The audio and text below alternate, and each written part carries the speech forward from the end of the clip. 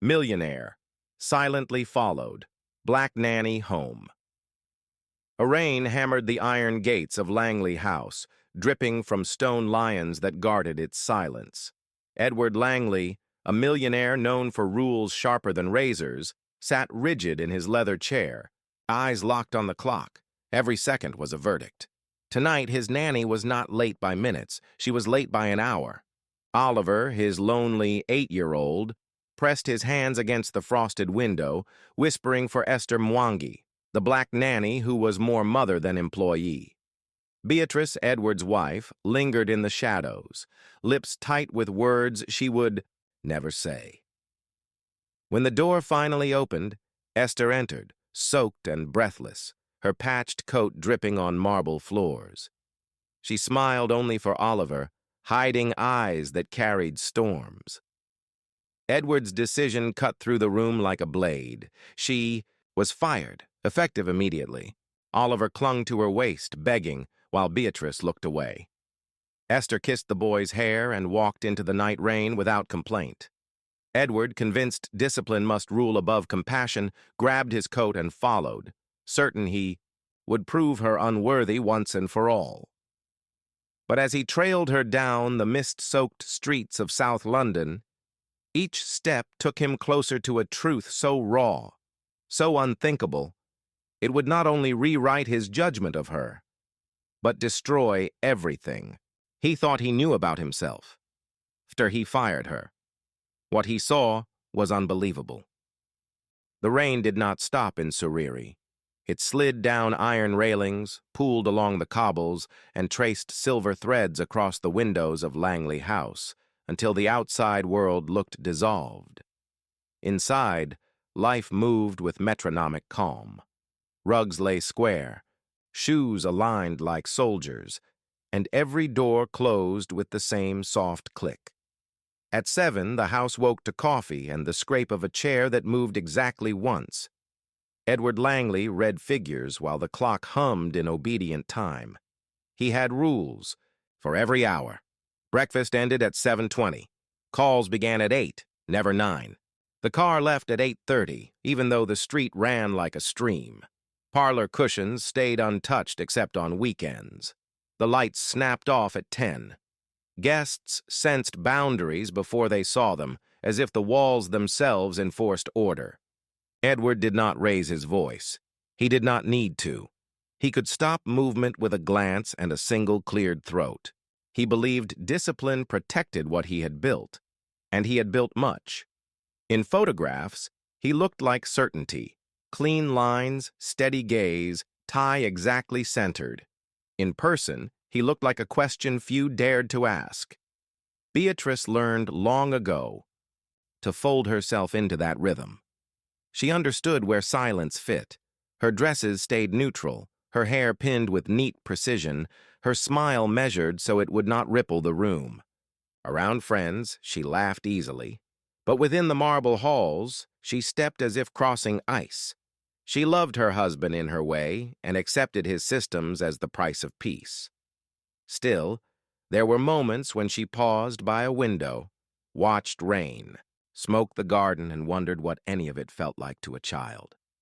She wanted gentleness to share a seat with order. She wanted warmth to be allowed in without a key. Oliver supplied both wants. At 8, he collected dinosaur stickers, a stubborn cowlick, and questions that arrived in handfuls. Rules pressed on him like a stiff collar. He followed them because he feared disappointing his father. Yet he relaxed only when Esther Mwangi walked in. Esther carried a warm steadiness that lived in her eyes. She had a laugh that softened hard corners. She removed her coat with care and hung it by the radiator, smoothing seams that had been mended more than once. Under lamplight, the cloth showed tiny, neat repairs at the elbows. Her shoes shone where polish had done its best, and dulled where weather had won. Oliver hovered near her from the moment she arrived. "Esther, look," he would say, breath bright with urgency. "The puddles are tiny maps." She knelt beside him and turned the world into something friendly. She measured flour like magic dust and timed homework with the rhythm of songs. She was patient with fractions and merciless with bedtime monsters. She taught him to read the air for the scent that meant rain would harden, and to count slowly when worry tried to rush him. When he feared mistakes, she asked him to name 3 brave things he had done that day. When he named none, she named them for him until his smile returned. The house warmed around their small rituals. Edward valued efficiency and competence, both of which she provided while keeping a certain distance. He disliked the way Oliver hooked an arm around her waist, but he tolerated it because lessons stuck and the house stayed quiet. He did not linger on the bluish shadows under her eyes, or the damp curl that clung to her forehead on wet mornings. He did not ask why she sometimes winced when removing her shoes. He assumed anyone who arrived with dignity must also arrive with the resources that keep life smooth. He preferred assumptions that fit his plans. On Monday, she arrived 15 minutes late. The electric gate had hardly finished sliding when Edward stepped into the hall, wristwatch shining like a badge. "We agreed on 8:30, he said, voice crisp and even. "Every minute has weight here." "I understand," Esther replied, breath still fogging in the lobby air. "There was a delay I could not control. It will not happen again." Oliver tugged her sleeve. "Esther, did you know the rain makes the streets shine like fish?" "Hush," Edward said, not loud, only final. "Go to the table." In the kitchen, plates waited like a showroom.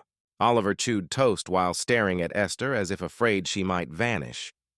Beatrice poured tea and looked between the 2 adults. "We can allow 15 minutes, she said gently. "Traffic is cruel today." "Patterns are predictable," Edward replied. "We planned for rain in Suriri. On Tuesday, she arrived 30 minutes late. The bell rang at 9. The housekeeper opened the door while Edward stood in the corridor with the cool patience of someone preparing a correction. Esther stepped in, scarf dark with mist. Oliver ran from the dining room and wrapped his arms around her. "You came," he whispered, relief wide as daylight. She smoothed his hair and smiled, though her hands trembled before she hid them in her sleeves. Edward dismissed the housekeeper and spoke in the tone he reserved for boardrooms. "We must address this pattern," he said. "Our arrangement depends on reliability. Lateness creates cascade effects. Oliver loses structure. Schedules slip." "I know," she answered. "I am sorry. I will adjust." "Do," he said. "This conversation will not repeat." Beatrice stood by a tall vase of lilies and watched damp footprints mark the stone floor. Something in her expression asked a question she did not voice.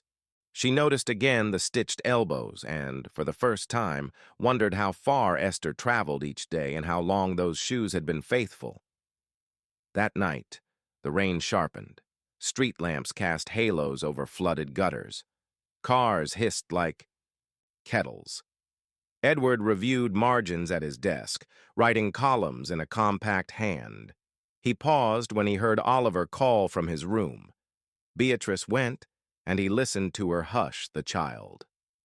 "She will be here in the morning," she promised. The boy's breathing steadied. Edward returned to his figures and told himself he wanted standards for Oliver's sake, not for the small comfort of hearing the house obey. On Wednesday, she arrived 60 minutes late. At 9:30, the bell sounded thin, almost apologetic. Edward met Esther at the door before the latch settled. He looked at his watch, then at her face. The skin beneath her eyes held the faint bruise of fatigue. Her shoes were scuffed and damp along the seams, the leather darkened by a hard week. "This cannot continue," he said. 3 days of increasing delay. I will not run a house on exceptions." "I understand," she replied. Her voice stayed even, though her shoulders sagged as if she had been carrying something heavier than rain. Oliver barreled into the hall with a paper crown he had cut himself. "Look, Esther," he cried, "I made a king. You can be queen, or a scientist. Scientists are better." Esther smiled with a brightness that held through the wet morning. Scientists are wonderful, she said, kneeling so they shared the same pool of lamplight. Edward watched that exchange with impatience, though a small part of him registered the grace it took to kneel after walking in soaked shoes. "Oliver, school," he said.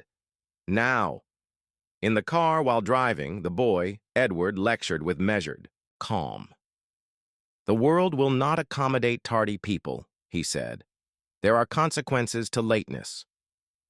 Under the golden chandelier of Langley House, dinner unfolded with the quiet precision of a courtroom. Silverware aligned, plates warmed, candles flickering against the rain-battered windows. Edward Langley sat at the head of the mahogany table, posture rigid, gaze steady as a pendulum. His wife, Beatrice, poured wine with her usual grace, careful not to interrupt the rhythm of his presence.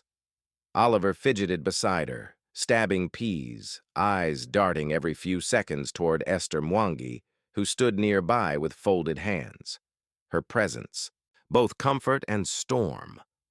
The rain outside poured harder, pressing itself against the glass as though the sky wished to break in.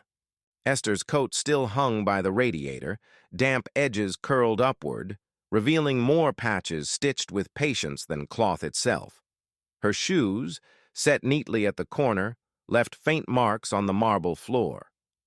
She had arrived late again, 1 hour late, and Edward's silence since then had been louder than thunder. The boy's laughter, the occasional clink of cutlery, the sigh of Beatrice filling glasses, these sounds floated around the table like fragile threads. Yet beneath it all was a silence ready to snap. Edward lifted his fork, set it down, and finally looked at Esther. His eyes, cold as the rain-soaked cobblestones, did not blink. 3 days, he said evenly. His voice, measured and sharp, carved through the room. 3 days you have failed to arrive on time. 15 minutes, then 30, now an hour. I warned you once, I warned you twice, and here we are again. Esther bowed her head slightly, as though the words themselves weighed more than stone. "I am sorry, sir. Circumstances." "Circumstances," he cut her off, "are excuses dressed in different clothes. Discipline does not bend for rain, nor does it wait for excuses. A household built on lateness collapses into chaos." Oliver's fork clattered onto the plate. His small hands trembled as he looked between his father and Esther. "But, Dad," he whispered, voice fragile, "it wasn't her fault. Maybe she had trouble. Maybe—" "Oliver," Edward snapped, though his tone remained controlled. "This is not a discussion for children." Beatrice set her glass down, her lips parting as if she might speak. Instead, she folded her napkin with care, eyes fixed on the linen. She did not challenge him, not yet. Esther raised her chin slightly, her dignity intact though her eyes glistened. "I understand your rules, Mr. Langley. I respect them. I have given my best to Oliver every day." "You were paid to do so," Edward replied coldly. "This is not charity. It is a contract, and you have broken it. Effective immediately, your service here is over." The room froze. Even the rain outside seemed to pause for a heartbeat before resuming its relentless drumming. Oliver's chair screeched back. He ran to Esther, wrapping his arms around her waist, burying his face in the folds of her skirt. "No," he cried. "No, Dad, please, don't send her away. I need her. She's my best friend. She helps me sleep when I'm scared. She teaches me things. She loves me." His words spilled out like broken glass, sharp, painful, unstoppable. Edward's jaw tightened. "Oliver, let go!" The boy clung tighter, sobs shaking his small frame. Esther stroked his hair gently, her own tears threatening, but held back by sheer will. "Shh," she whispered. "You must be strong, little one. You will be fine." Beatrice placed her hand lightly on Edward's wrist. "Perhaps we can reconsider," she said softly, her voice barely audible above Oliver's sobs. "She means So much to him. Maybe a warning instead. Reconsideration weakens resolve, Edward said, shaking her hand off. A rule that bends ceases to be a rule. Esther knelt to meet Oliver's eyes. Her face glowed with sadness, yet carried a strange strength. "Listen to me, Oliver," she said gently. "Sometimes adults make choices we don't understand. Sometimes they are unfair. But it doesn't mean love disappears." Oliver shook his head violently. "I don't care about rules. I want you here. Please don't leave me, Esther." His words cracked with desperation, filling the grand hall, with the sound of a heart breaking.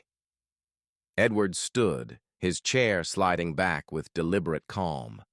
"Enough," he declared. "This is final." Esther's hands lingered on Oliver's shoulders for a long moment before she slowly rose. She reached into her pocket, pulled out the keys she had carried for years, and placed them carefully on the polished table.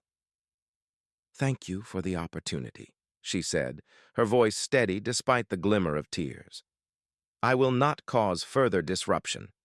Oliver's cries grew louder, echoing off the high ceilings, bouncing down the corridors, like a plea no wall could contain. Beatrice closed her eyes, unable to watch the scene unravel, yet powerless to stop it. Esther bent down once more, pressing a kiss to Oliver's hair. "Be brave," she whispered. "Remember what I taught you. Count the brave things. The boy clung to her hand until Edward pulled him back, firm but not rough. "Say goodbye," Edward instructed. Oliver shook his head violently, screaming through his tears, but Esther gently freed her hand, turning toward the door. Her steps were slow, each one echoing like a verdict across the marble floor. Her patched coat hung heavily as she slipped it on, and the damp air rushed in as the door opened. Rain swallowed her instantly. It streaked across her face, hiding the tears she had held back in front of the boy. Her figure blurred into the mist, vanishing under the curtain of night. Inside, the mansion felt colder than the rain itself. Oliver collapsed into Beatrice's arms, sobbing uncontrollably. Beatrice stroked his hair, eyes shimmering with unspoken protest. Edward returned to his chair, lifting his glass with mechanical composure, though a flicker of unease touched his expression. The storm outside pounded harder, as if the heavens themselves mourned the injustice carried out within those walls. Have you ever seen someone judged unfairly? Share your thoughts below. The echo of Oliver's cries lingered long after the front door closed, stretching down the marble corridors of Langley House like a wound that would not heal. His sobs rose and fell, breaking into hiccups, filling every corner of the mansion, until silence itself seemed ashamed to return. The storm outside pressed against the windows with merciless rhythm, raindrops racing one another as if mocking the child's tears. The air felt heavier than usual, damp and cold, as though the house itself absorbed the grief. Beatrice held Oliver close, rocking him gently while whispering soothing words, though she knew they could not mend the fracture left by Esther's departure. The boy's face was pressed against her silk blouse, wet with tears, his small fists clenched in protest. She glanced across the table at Edward, who sat rigid in his chair, wineglass untouched, gaze fixed on the clock as though its relentless ticking would validate his decision. "Edward," she said softly, her voice calm but edged with sorrow. "Was this necessary? You saw how he clung to her. You heard him beg." Edward adjusted his cuffs with practiced precision. He must learn early that rules exist for a reason. Affection does not excuse negligence. A household must not falter because one person cannot arrive on time. Her eyes, usually patient, hardened.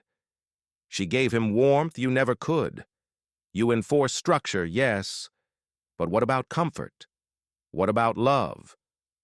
Did you not see the way? His heart shattered? "I saw," Edward admitted, though his tone remained controlled. But children recover. Indulgence teaches weakness. Order builds strength. He will understand in time. Oliver pulled back from Beatrice's embrace, his cheeks streaked red, his voice cracking as he shouted, "I'll never forgive you!" He slammed his small hands on the table, sending a spoon clattering onto the floor. His chest heaved with anger too large for his frame. Then he bolted from the dining room, his footsteps pounding across the hallway before retreating up the staircase. The slam of his bedroom door shook the chandelier above. Edward's jaw tightened. For the first time, the certainty in his eyes dimmed. The storm outside seemed louder, and the mansion, despite its grandeur, felt stripped of life. Beatrice rose from her chair, moving with slow grace toward him. She placed her hand on the back of his seat, forcing him to meet her gaze. "You call it strength," she whispered. "But what strength is found in crushing a child's spirit? What discipline is taught when kindness is thrown aside? You speak of order, Edward, but what order exists in a home where a boy cries himself to sleep?" He exhaled through his nose, resisting the urge to reply sharply. Instead, he leaned back, staring at the rain-streaked window. "You think I enjoy this? You think I want him to cry? Rules are not cruel, Beatrice. They are shields. Without them, everything collapses." Her lips trembled as she answered, "Sometimes shields cut deeper than swords." With that, she left the room, her footsteps fading into the same silence Esther's departure had left behind. Edward remained alone at the table. The untouched meal cooled on his plate, and the steam long vanished. His wine glass reflected the flickering candles, though he found no comfort in its glow. His thoughts betrayed him, dragging back the image of Esther kneeling before Oliver, whispering courage into his ears, soothing fears that Edward had never addressed. He told himself discipline mattered more, yet the image of his son's tear-streaked face unsettled him. Later that night, Edward stood outside Oliver's door. From within came muffled sobs, broken now and then by whispered words. Esther's name repeated like a prayer. He raised his hand to knock but let it fall before touching the wood. Instead, he retreated to his study, hiding behind ledgers and contracts, but the numbers blurred. The boy's grief clung to him like the scent of rain-soaked earth. Beatrice entered quietly, her hair loosened, her eyes tired. "He won't sleep," she said. "He cries for her. He begs for her return." Edward closed the ledger, staring at the lamp. "Children adapt. He will too." "Will he?" Beatrice asked, her tone firmer now. "Or will he learn that love is fleeting, that people he trusts can vanish because of rules he never chose? You enforce law here, Edward, but you forget the law of the heart." Her words pierced deeper than he expected. He rubbed his temples, unsure whether the pounding he heard was from the storm outside or from within. He had built his life on certainty, yet here, in his own home, his son's grief revealed cracks in the foundation. The storm persisted, sweeping branches against the windows, howling through the chimney like a voice too wild to ignore. Edward poured himself a drink, though it tasted bitter on his tongue. He closed his eyes and, against his will, replayed Esther's final glance before she stepped into the rain. It had not been anger. It had been sorrow wrapped in dignity, a look that accused without words. Hours passed. The house grew colder. Upstairs, Oliver finally fell asleep, his cheeks still stained from crying. Beatrice remained by his side, refusing to leave him alone in that grief.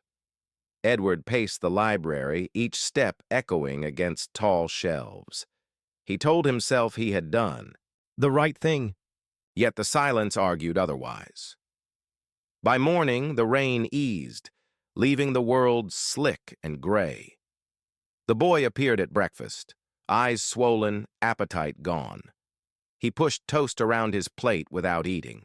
Beatrice sat beside him, her hand resting gently on his back. Edward watched, but words deserted him. For the first time, he questioned whether his law had protected anything at all, or if it had only deepened the emptiness. The day stretched long.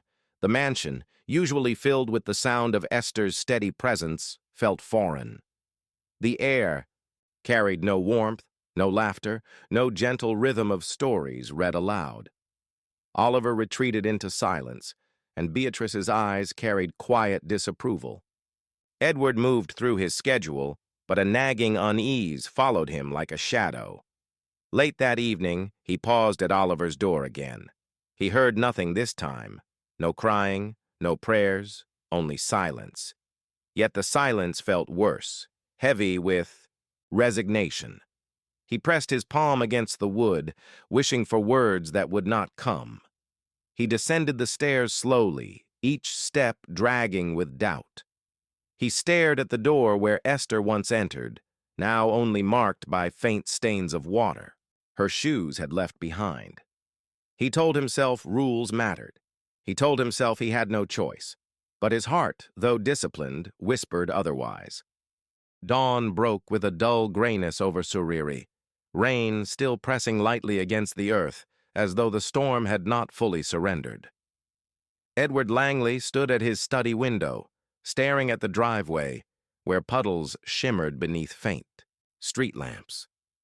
Sleep had eluded him, chased away by the sound of Oliver's muffled crying and Beatrice's quiet reproach. The weight of his decision lingered, heavy as lead, and though he had told himself rules must hold, a gnawing unease would not release him. By the time the clock struck 6, he had resolved to see what Esther Mwangi's world truly looked like, if only to quiet the restlessness clawing inside him. He dressed in a dark overcoat, polished boots, and a hat pulled low, slipping from the mansion without disturbing the household. The driver waited as always, but Edward waved him off, choosing anonymity over comfort. He started the car himself, guiding it slowly through wet streets until he reached the southern edge of the city, where rows of modest flats and brick terraces lined the horizon.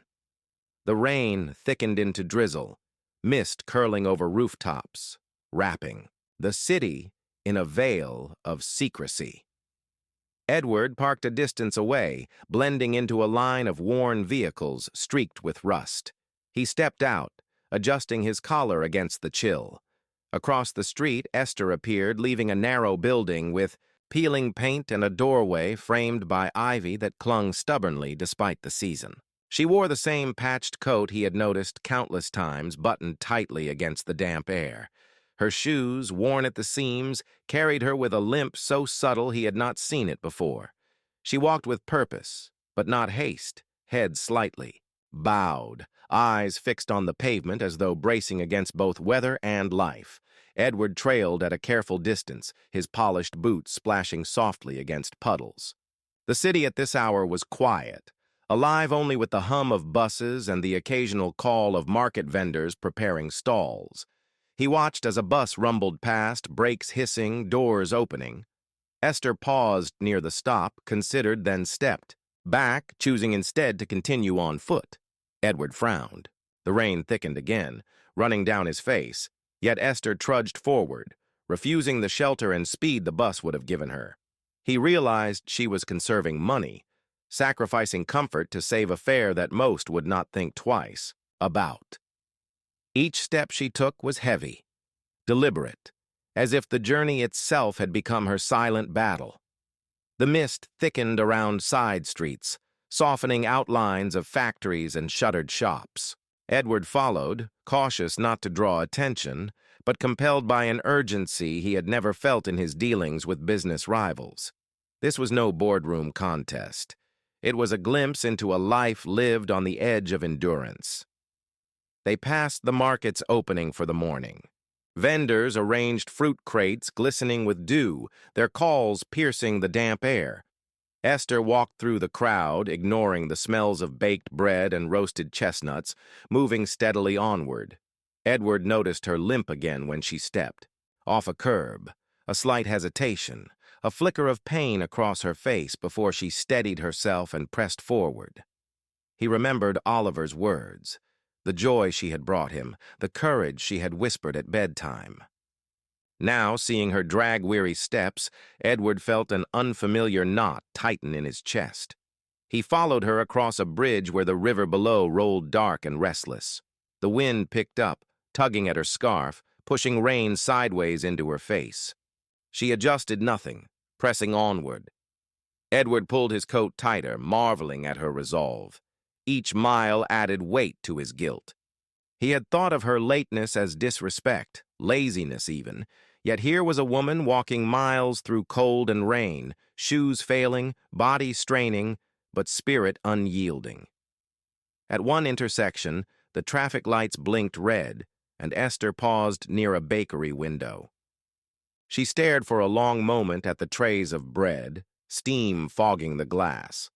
Edward expected her to step inside, but she only adjusted her coat and moved on. Hunger, perhaps, was as carefully measured in her world as time was in his. The city, thickened with workers hurrying to shifts, umbrellas bobbing like restless crows. Esther stood out among them. No umbrella, no haste, just steady persistence. Edward's polished shoes slipped once on the slick pavement, and he realized how unprepared he was for this kind of walk. She, however, moved with the rhythm of someone who had done this countless mornings, someone who had accepted struggle as routine. He trailed her for nearly 2 hours, through alleyways where graffiti-colored crumbling walls, past parks where swings creaked in the wind, and along avenues where buses roared past again and again. Always she refused them. Always she walked.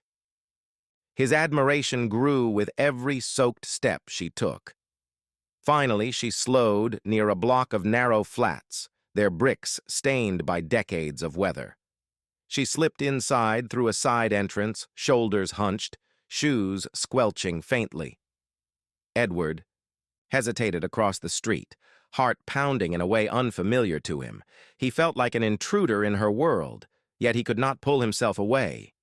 He needed to know why she endured such punishing journeys, why she sacrificed so much without complaint.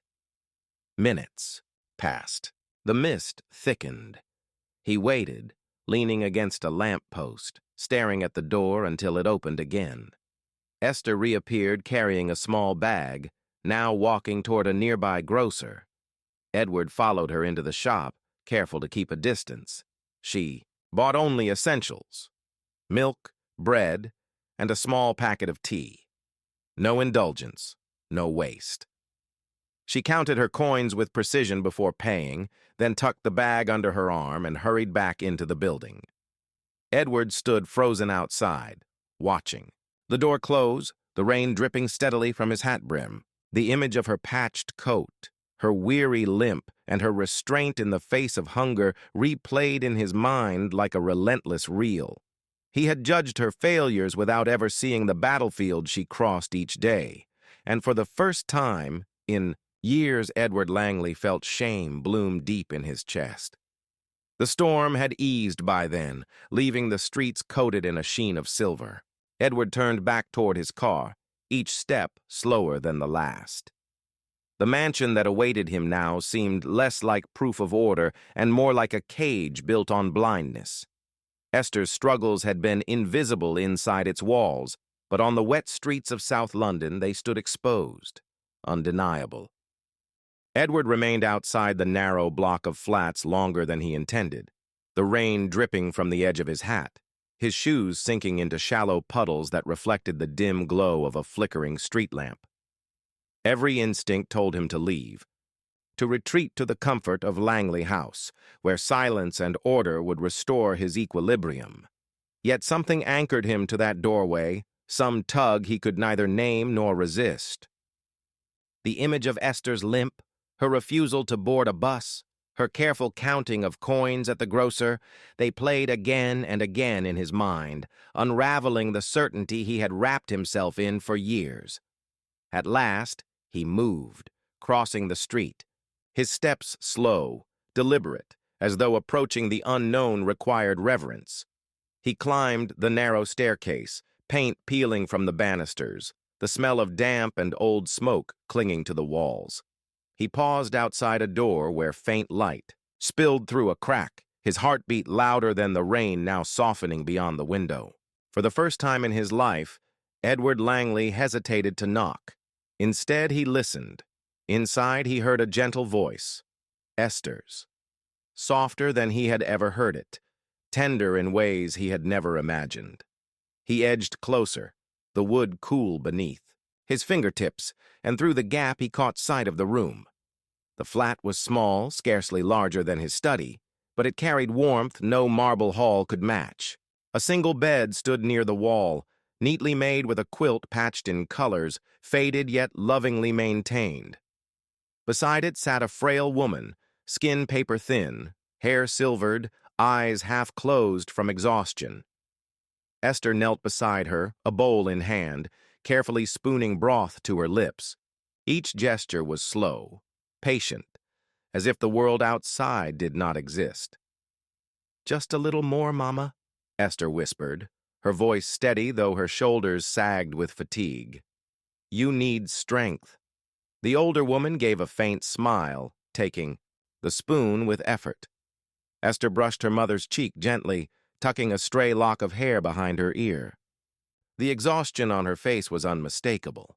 Dark circles beneath her eyes, lips pale, hands trembling slightly, but she masked it with determination. Edward stood frozen, breath caught in his throat.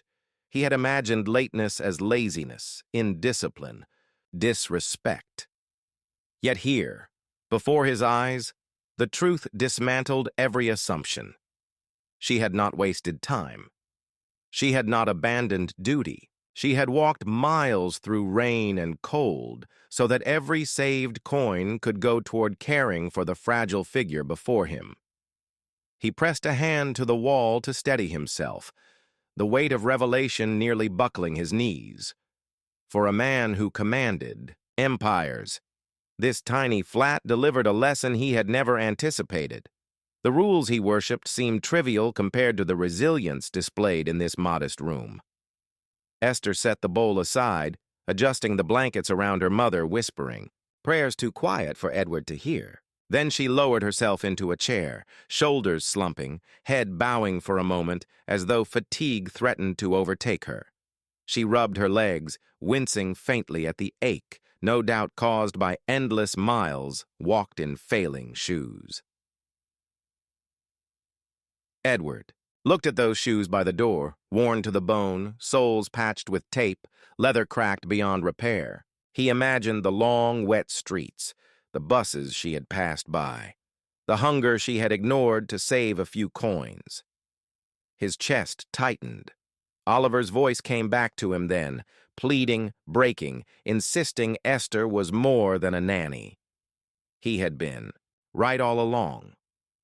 She had given the boy love not out of obligation, but from the same well of selflessness that carried her mother through each day. Edward's throat ached, words forming though no one could hear them. "God forgive me," he whispered into the damp hallway. He turned slightly, leaning against the wall, eyes closing, rainwater and something else burning at their edges. When he looked again, Esther had taken her mother's hand, humming softly, a melody Edward did not recognize but which filled the air with warmth. The frail woman's eyes closed fully now, her breathing evening out under the comfort of her daughter's presence. Esther remained at her side, head resting against the mattress, exhaustion evident, yet her hand never released the one she held. In that moment, Edward understood dignity in its purest form, not in wealth, not in polished marble or precise timetables, but in sacrifice that asked for nothing in return. A woman he had judged unworthy displayed a strength that dwarfed all his rules. The rain outside softened, turning from relentless drumming to a gentle patter, as though even the sky had eased its grief.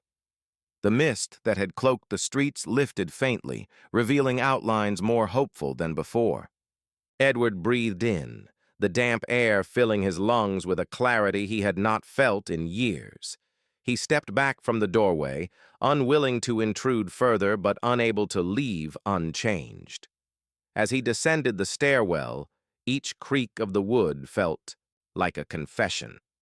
His polished shoes, once symbols of his order, now seemed absurd against the raw truth of patched coats and weary steps. When he reached the street, dawn had broken more fully, light spilling through thinning clouds. He stood for a long while, staring at the building, the image of Esther and her mother etched permanently into his mind. His world had shifted. The ground beneath the rules he had built his life upon no longer felt stable. He returned to his car. Slowly, rain droplets sliding down the windows as if marking the passage of something sacred. He sat behind the wheel, unmoving, hands gripping leather, heart heavy, yet strangely humbled. Oliver's tear-stained face surfaced in his mind. Beatrice's quiet challenge echoed in his ears, and Esther's dignity stood before him like a mirror, exposing everything he had failed to see. The mansion no longer felt like triumph. It felt hollow, sterile, devoid of the love that made life bearable. Edward realized his discipline had blinded him, his certainty had shackled him, and his pride had deafened him to truths spoken in silence. As the city stirred awake, Edward whispered into the quiet car, "I was wrong." And for the first time in years, the words tasted honest. Edward did not sleep that night. He returned to Langley House with clothes damp from mist, his mind heavy with images of Esther's weary steps, her frail mother, and the quiet courage that had unfolded before him. The mansion felt colder than ever, its polished halls echoing emptiness rather than order. Oliver's door was closed, yet faint murmurs of restlessness slipped into the corridor, reminders of a child's grief he had helped create. Beatrice waited in the parlor, eyes sharp, though her words stayed gentle. "You saw something, didn't you?" she asked. He could not reply. He only nodded once and retired to his study, where the fire burned low. He sat long into the night, staring into the flames, questioning every rule he had held sacred. At dawn, rain softened into drizzle. The air smelled fresher, less oppressive, as if the storm itself had grown tired of cruelty. Edward rose, determined, pulling on a simpler coat. He did not summon the driver. He carried no briefcase, no shield of business authority. Instead, he clutched only resolve, unfamiliar, yet firm. He returned to the South London flat, every step replaying the shame he felt for judging without knowing, condemning without understanding. When he reached the building, he paused, his polished shoes now dulled from wet streets. The ivy that clung to the entrance seemed less like decay and more like stubborn life. He climbed the narrow stairwell, heart pounding not from exertion but from humility. At the door, he raised his hand, hesitated, then knocked softly. Moments later, Esther appeared. Her eyes widened with surprise, then narrowed with caution. She wore the same patched coat, hair pulled back, exhaustion still etched across her features. Behind her, the flat carried the faint scent of broth and the quiet breath of her resting mother. "Mr. Langley," she said evenly, holding the door only half open. "Why are you here?" Edward removed his hat, lowering his gaze. "I came to apologize." His voice trembled despite his effort to steady it. "I judged you unfairly.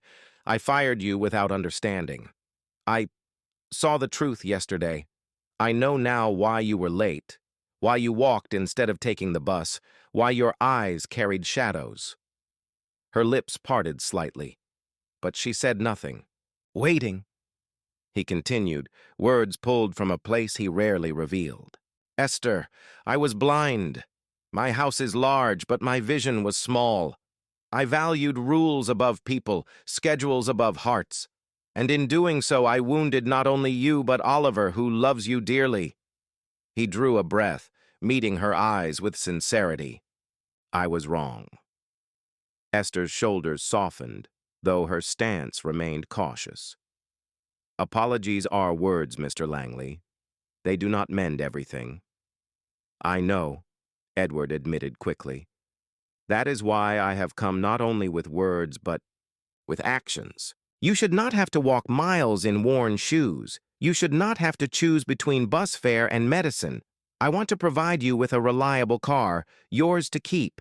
I want to cover medical care for your mother, so you no longer carry this burden alone.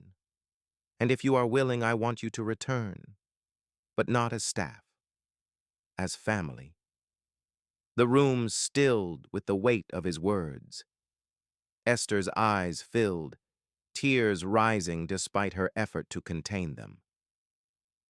Family? She repeated softly, disbelief breaking through her composure. Yes, Edward said, his voice steady now. Oliver needs you. Beatrice respects you. And I have come to realize that I need the lesson you live every day. You give without demand. You endure without complaint. You love without condition. These are qualities I thought were weaknesses. I see now they are strength greater than anything money has ever bought me. A tear slid down Esther's cheek. She quickly brushed it away, but another followed, unstoppable. Her voice cracked as she whispered, You have no idea what these words mean to me. For years I carried this load alone, never expecting relief, never asking. To hear you say this, it is more than I imagined possible. Edward stepped gently across the threshold, careful not to intrude, but unable to stay distant. Then, let me share the load. Allow me to be part of this, not as a master dictating rules, but as a man finally learning humility. She lowered her gaze, trembling slightly.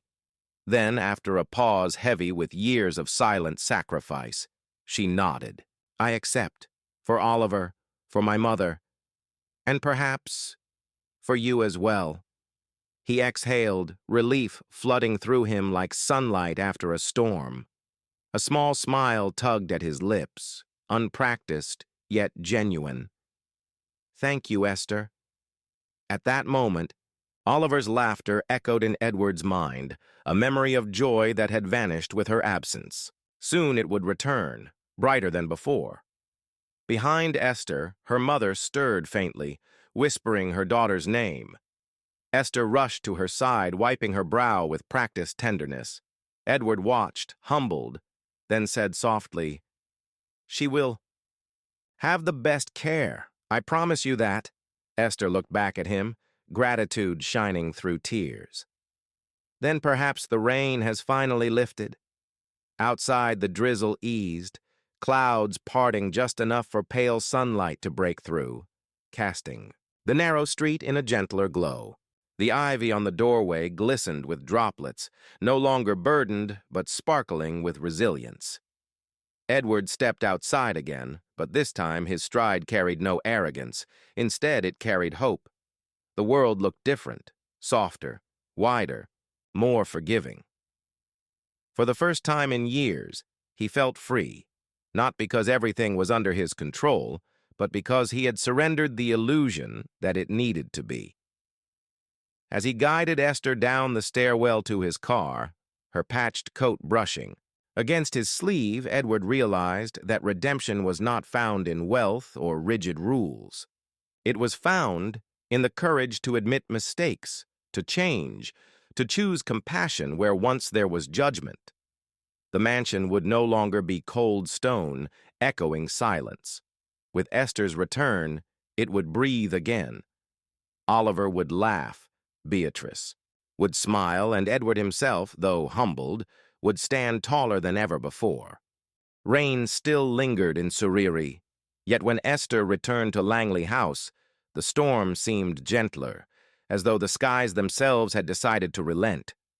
The great iron gates opened slowly, no longer symbols of discipline and separation, but of welcome. Oliver burst from the doorway before anyone could stop him, his small figure colliding with Esther's waist. He wrapped his arms around her tightly, face buried in her patched coat, laughter and tears mingling together. You came back, he whispered with disbelief, voice breaking into joy. Esther knelt, holding him with the same quiet strength she always had. I promised you would never be alone, she said, stroking his hair, and now I will keep that promise. Beatrice watched from the steps, a gentle smile curving her lips, her eyes shimmering with relief. She walked forward gracefully, placing her hand on Esther's arm. "Come inside, out of the rain," she said warmly. "We have tea waiting." It was the first time she had spoken not as mistress to servant, but as woman to woman, equal in dignity. Edward stood behind her, his presence quieter, his posture less rigid than before. He did not speak immediately, but when Esther glanced at him, she saw humility where once there had been only command. The dining room felt transformed, though its furnishings had not changed. A fire burned in the hearth, casting golden light across the polished wood. Candles glowed softly, not as markers of order but as keepers of warmth. Beatrice poured tea herself, handing Esther a cup with care. "I would like us to share this together," she said, sitting close instead of across. They spoke quietly of Oliver's favorite books, of small joys found in rainy days, of memories that had stitched bonds between them unnoticed until now. For the first time, Esther felt not like an outsider in the mansion, but like someone invited to belong. Oliver remained beside her, clinging to her sleeve, his smile wide as he recounted stories of the days without her, how empty they had felt, how even his toys seemed silent. Esther listened with patience, assuring him those days were over. Edward observed from his seat, his expression softened, the sharpness dulled by revelation. He leaned forward finally, voice low and sincere. "I was blind," he admitted. "I saw rules as the only path, yet I failed to see the love that carried this home. Esther, you brought warmth I could not. Beatrice, you carried grace I often ignored. Oliver, you reminded me of what truly matters. I am grateful to you all." The boy looked at him curiously, as though hearing such words from his father was a new discovery. "Does that mean you won't be so strict anymore?" he asked cautiously. Edward smiled faintly, a smile unpracticed but genuine. "It means I will try to listen more. I will value kindness above timetables. Perhaps discipline should protect love, not crush it." Beatrice reached across the table, taking his hand gently. "That is all we ever needed," she said softly. Days followed with subtle but powerful change. The mansion no longer echoed with cold precision. Instead, laughter threaded through its halls. Oliver ran freely, his joy unrestrained, his nights free of restless tears. Esther resumed her place in his daily life, not as servant, but as family, guiding him with patience and love. Beatrice often joined them, her conversations with Esther growing warmer, the two women sharing stories over cups of tea in the sunroom, where rain tapped softly on the glass. Edward found himself watching those moments with quiet gratitude. He began spending evenings not in his study, but among them, listening to Oliver's chatter, engaging in discussions that once would have seemed trivial. The firelight made his stern features gentler, his laughter rare but real. The house, once a monument to order, breathed now as a living home. True to his word, Edward arranged care for Esther's mother.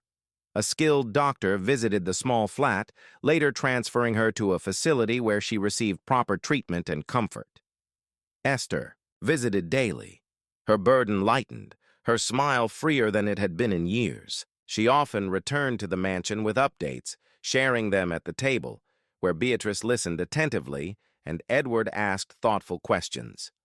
Oliver, curious and compassionate, begged to meet her, and in time he did, bringing her flowers. He had chosen himself. The older woman's frail face brightened at his gesture, tears of gratitude softening years of struggle. The rain in Suriri did not stop entirely, but it no longer felt oppressive. It became part of the rhythm of their lives, a gentle backdrop to a home filled with new harmony. The cobblestones outside glistened like silver threads. The garden breathed under mist, and within the mansion walls, Love replaced silence. 1. Evening. As the family gathered near the fire, Oliver curled against Esther's side with a book in hand. Beatrice sat across, knitting quietly, her expression peaceful. Edward closed a ledger, setting it aside deliberately, choosing instead to watch the scene unfold. His heart, once armored by rigidity, swelled with a warmth he had not known. He could feel. He realized that wealth was not measured in terms of order or possessions, but in the laughter of a child, the resilience of a woman who gave without asking, and the quiet strength of a wife who endured with grace. Esther looked up, from the book, meeting Edward's gaze. He inclined his head slightly, a silent acknowledgement of respect, of gratitude, of equality. She returned the gesture with a smile, eyes glistening. In that moment, they both understood. Family was not defined by contracts or roles, but by the bonds forged through compassion and sacrifice. Outside, rain tapped lightly against the windows, a soft reminder of the storms they had weathered together. Yet inside, warmth reigned. For the first time, Langley House felt alive, not as a monument, but as a sanctuary. The rain that once seemed endless in Suriri had softened into something gentle, almost cleansing, as though the storm had finally laid down its arms. Within Langley House, the air no longer carried the weight of silence or the chill of rigid order. It carried laughter, warmth, and a sense of belonging that had been absent for far too long. Edward Langley often found himself pausing in quiet moments, reflecting on the path that had brought him here. He had spent years believing strength came from rules, from precision, from a house that never faltered. Yet the truth revealed itself not in marble floors or ticking clocks, but in the resilience of a woman who had walked miles each day for love, and in the tears of a child whose heart knew more wisdom than his father's discipline ever could. Edward had learned that strength was not rigidity, it was kindness. It was admitting fault when pride screamed otherwise, offering compassion when judgment came easier, and recognizing that true power lay not in control, but in humility. Watching Esther care for Oliver with patience, watching Beatrice and Esther share quiet conversations over tea, and witnessing his son's joy return, Edward realized that wealth meant nothing if it did not translate into love. The mansion had not changed, yet everything within it felt renewed, alive, sanctified by grace. Esther's courage had been the catalyst. She endured hardship without complaint, carried burdens without expectation of relief, and still found the strength to give love freely. Edward often thought back to the sight of her patched coat, her worn shoes, her steady hands feeding her, frail mother, despite exhaustion. That image humbled him in ways no business rival, no financial loss ever had. It stripped him of arrogance and left him face to face with humanity. He would never forget it, and he would never again allow blindness to dictate his choices. Oliver, too, had changed because of her. His laughter, once silenced by grief, now rang through the halls, brighter and stronger, a symbol of what love restores when it is honored instead of dismissed. He carried the lessons Esther taught him, courage, patience, compassion, like treasures, far greater than toys or riches. Edward saw in his son the future of a man who would measure worth not by rules, but by kindness, and that gave him hope that his own mistakes might yet serve a greater purpose. Beatrice had found healing as well. She had long been quiet, compliant, a figure of grace held back by Edward's rigid walls. With Esther's return, she found her voice again, not in opposition, but in harmony. She and Esther bonded not as mistress and nanny, but as equals, women, united by shared love for Oliver and a shared belief in gentleness. Edward saw them together and realized that leadership did not mean domination, but partnership. His wife's wisdom, often overlooked, had been right all along. The rain outside, Langley House no longer symbolized sorrow. It became a rhythm of life, steady and cleansing, a reminder that storms pass and leave the world renewed. Inside, the family grew closer, not bound by duty, but by love. Edward began to cherish the small things, the sound of Oliver's feet, racing across the hall, the sight of Beatrice and Esther laughing softly over shared stories, the gratitude in Esther's eyes each time her mother received care she no longer had to sacrifice for. These were the treasures he once overlooked, and now he guarded them more fiercely than wealth. The lesson was simple, yet profound. Unseen struggles exist all around us. We pass people every day without knowing the battles they fight in silence. Esther's lateness had once been a mystery Edward punished. Now he knew it was born of sacrifice, of love stronger than exhaustion, of determination greater than despair. He vowed never again to judge without understanding, never again to let pride blind him to suffering. True strength, he now understood, is compassion, and that is the message this story carries for all of us. In a world where judgment comes quickly, and pride often silences empathy, we are called to look deeper, to extend grace, to recognize that behind every face may lie a battle unseen. Wealth, success, and rules hold meaning only when tempered with love. Without it, they are empty. With it, they are blessings. So ask yourself, who in your life has shown quiet courage? Who has carried unseen burdens while still giving love? And how can you honor them, support them, and learn from their strength? What did this story teach you? Subscribe, like, share, and comment to join our community of story lovers, where compassion guides every tale. Together, let us spread kindness, for it is the true wealth that blesses us all. Blessings to you and your loved ones.